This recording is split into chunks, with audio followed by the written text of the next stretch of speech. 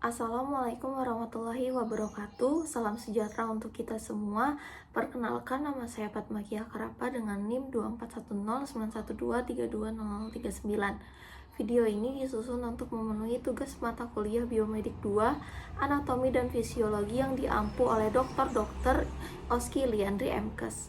Pada video ini saya akan memaparkan materi anatomi dengan topik sistem erupoetik.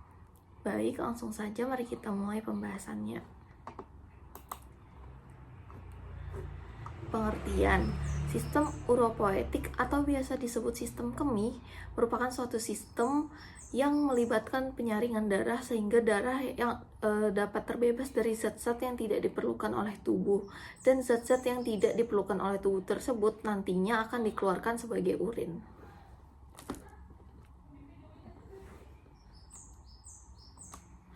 Fungsi sistem uropoetik. Yang pertama ada meregulasi volume darah dan tekanan darah dan mengeluarkan sejumlah cairan ke dalam urin dan melepaskan eritropoietin serta melepaskan renin. Yang kedua, menstabilkan pH darah dengan mengontrol jumlah keluarnya ion hidrogen dan ion karbon ke dalam urin. Yang ketiga, menghemat pengeluaran nutrisi saat pembuangan nitrogen atau urea dan asam urat. Yang keempat, membantu hepar untuk mendetoksisasi racun selama kelaparan, diaminasi asam amino yang dapat merusak jaringan. Nah, jadi organ sistem uropoetik ini ada 4. Yang pertama itu ada ginjal, yang kedua ada ureter, yang ketiga ada kandung kemih, yang keempat ada uretra. Kita masuk pada organ yang pertama, yaitu organ ginjal. Ginjal adalah organ saluran kemih yang berbentuk seperti kacang dengan sisi cekungnya menghadap ke medial, terletak di rongga retroperitoneal bagian atas. Cekungan ginjal disebut hilus renalis. Lalu ukuran dan berat ginjal ini tergantung pada jenis kelamin dan umur. Ginjal pada pria relatif lebih besar ukurannya daripada wanita, dan ginjal orang dewasa itu sekitar panjangnya 11 cm, 11,5 cm dan lebarnya 6 cm serta dengan ketebalan 3,5 cm dengan berat antara 120 sampai 170 gram atau sekitar 0,4% dari berat badan. Selanjutnya, ginjal itu terletak di sekitar vertebra T12 sampai L3. Ginjal kiri biasanya lebih besar dari ginjal kanan, dan pada umumnya ginjal pria itu lebih panjang daripada ginjal wanita. Letak ginjal kanan juga lebih rendah dibandingkan ginjal kiri karena terdapat lobus hepatis dexter. Ginjal terbungkus oleh jaringan ikat kapsula renis tipis yang melekat pada parenkim ginjal. Dalam setiap ginjal itu terdapat nefron berjumlah lebih dari 1 juta nefron. Ginjal terbagi menjadi 2 bagian. Yang pertama itu ada korteks, yang kedua itu medula. Nah, korteks itu terletak superficial dan terdapat berjuta-juta nefron. Nefron itu adalah unit terkecil dari ginjal. Lalu yang kedua ada medula. Medula ini terletak legi profundus, banyak terdapat ductuli atau saluran kecil yang mengalirkan ultrafiltrasi urin. Jadi unit fungsional ginjal adalah nefron. Nefron pada ginjal itu dapat dibedakan menjadi 2 jenis, yaitu nefron kortikalis dan nefron juxtamedularis. Pada dasarnya mempunyai struktur dan fungsi yang sama. Jadi perbedaannya itu nefron juxtamedularis itu adalah nefron yang glomerulinya terletak dalam korteks dekat korteks medula dengan lengkungan Henle yang panjang dan turun jauh ke dalam zona dalam medula sebelum kembali ke korteks.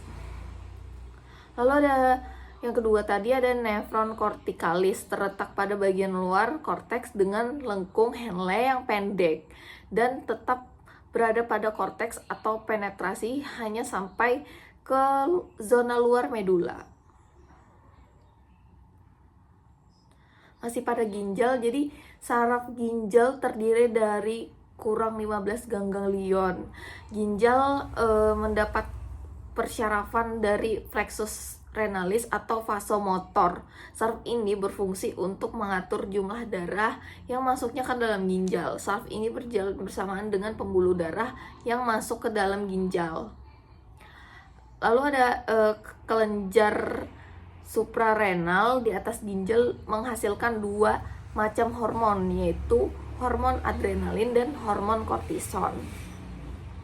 Ginjal mempertahankan homeostasis itu stabilitas volume, komposisi elektrolit dan osmolaris, konsentrasi zat terhalus atau CES, sehingga komposisi urin ini dapat bervariasi. Dan darah yang dialirkan ke setiap ginjal melalui arteri renalis dan keluar dari ginjal melalui vena renalis. Darah melewati ginjal sekitar 1,2 sampai 1,7 liter per menit. Lalu ada fungsi ginjal. Yang pertama itu mengatur volume air tubuh.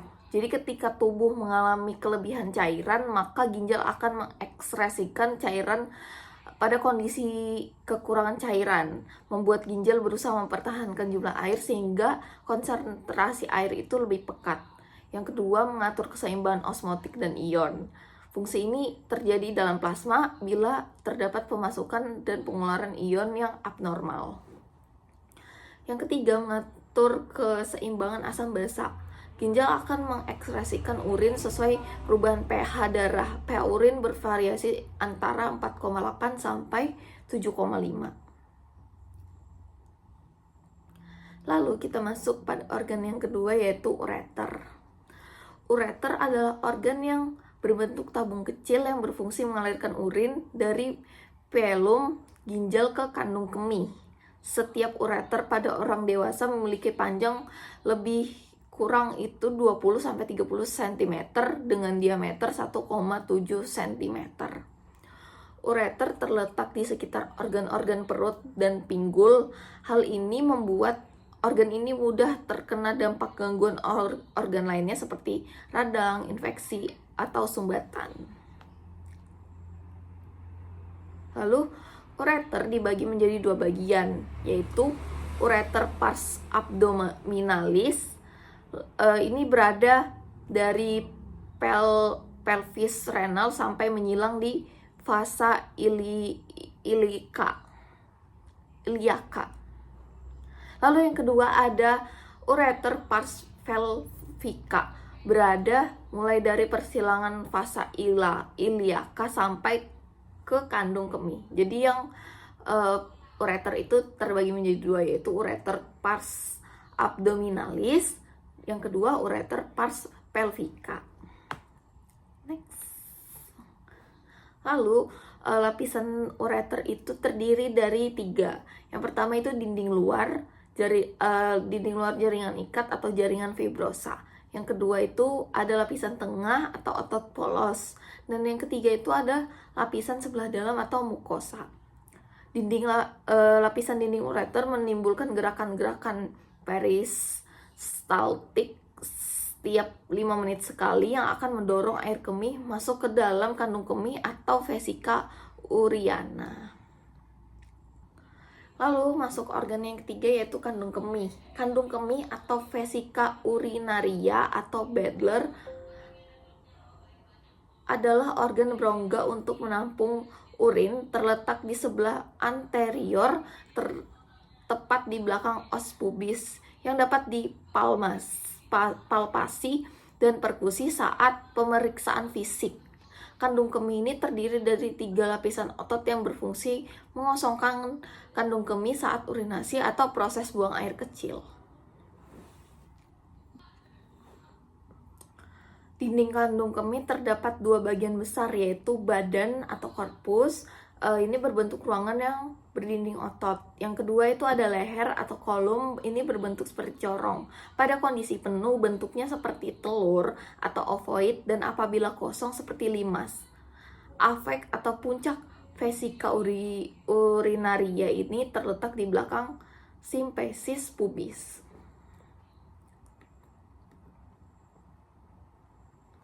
Nah, lalu persarafan utama kandung kemih ialah nervus pelvicus yang berhubungan dengan medula spinalis dan plexus sacralis, terutama berhubungan dengan medula spinalis. Selain nervus pelvicus, terdapat 2 tipe persarafan lainnya yang penting untuk fungsi kandung kemih, yaitu nervus pudendal dan nervus hypogastricus.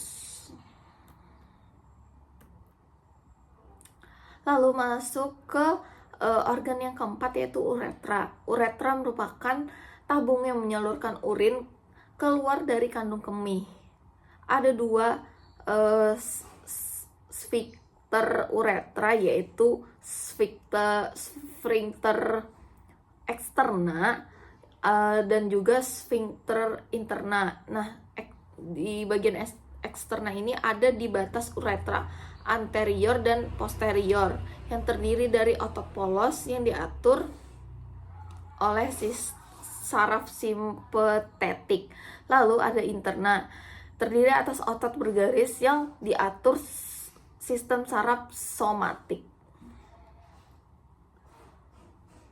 Ada perbedaan panjang saluran uretra pria dan wanita. Panjang uretra pada pria dewasa ini antara 23 sampai 25 cm yang juga berfungsi sebagai saluran reproduksi, sedangkan panjang uretra wanita itu antara sekitar 3 sampai 5 cm. Uretra pada wanita terletak di belakang simfis pubis, miring sedikit ke arah atas. Salurannya dangkal dari orifisium uretra interna sampai ke orifisium uretra externa. Lalu kita masuk ke dalam proses pembentukan urin. Pembentukan urin itu terdiri dari 3 tahap. Yang pertama itu ada filtrasi atau penyaringan. Yang kedua ada reabsorpsi atau penyerapan kembali. Yang ketiga ada augmentasi atau sekresi atau pengumpulan. Yang pertama ada proses filtrasi. Pembentukan urin dimulai dari ginjal. Tekanan darah akan mendorong darah dari arteri renalis melalui membran filtrasi. Darah difiltrasi dari glomerulus, dan glomerulus ini akan menyaring air, garam, glukosa, asam amino, urea, dan zat lainnya ke kapsula Bowman. Hasil filtrasi di glomerulus disebut urin primer, kemudian akan dialirkan ke tubulus ginjal. Yang kedua ada proses reabsorpsi. Setelah proses filtrasi dari glomerulus, terjadi penyerapan kembali di tubulus proximal nephron, tubulus distal, lengkung Henle, dan tubulus pengumpul. Sebagian besar hasil filtrasi akan diserap kembali di tubulus ginjal untuk dimanfaatkan tubuh. Jadi dari proses yang pertama tadi, proses filtrasi, masuk ke proses reabsorpsi, ini akan diserap kembali sisa-sisa dari urin yang masih terdapat zat-zat baik di dalamnya. Setelah itu, air bergerak melalui proses osmosis, yaitu pergerakan air dari konsentrasi tinggi ke konsentrasi rendah. Hasil dari proses ini itu disebut dengan urin sekunder. Semua glukosa dalam darah yang melewati ginjal umumnya akan diserap kembali. Namun, pada pasien diabetes biasanya glukosa darah yang berlebihan akan tetap dalam filtrat atau keluar bersama urin. Yang ketiga, yang terakhir, yaitu proses sekresi. Proses sekresi adalah tahapan akhir pembentukan urin. Saat proses reabsorpsi, pada saat yang sama, zat sisa dan ion hidrogen mengalir ke tubulus ginjal. Ginjal akan mempertahankan keseimbangan pH asam basa tubuh dengan mengatur jumlah urin dan zat elektrolit yang akan dikeluarkan. Urin kemudian dialirkan keluar dari tubulus nefron ke ureter dan akan disimpan di kandung kemih. Selanjutnya urin mengalir ke uretra dan akan keluar saat berkemih. Demikian pemaparan materi mengenai sistem uropoetik atau sistem perkemihan yang dapat saya sampaikan. Semoga video ini dapat memberikan gambaran yang jelas dan dapat bermanfaat dalam memahami anatomi sistem ini secara menyeluruh. Terima kasih atas perhatiannya. Wassalamualaikum warahmatullahi wabarakatuh.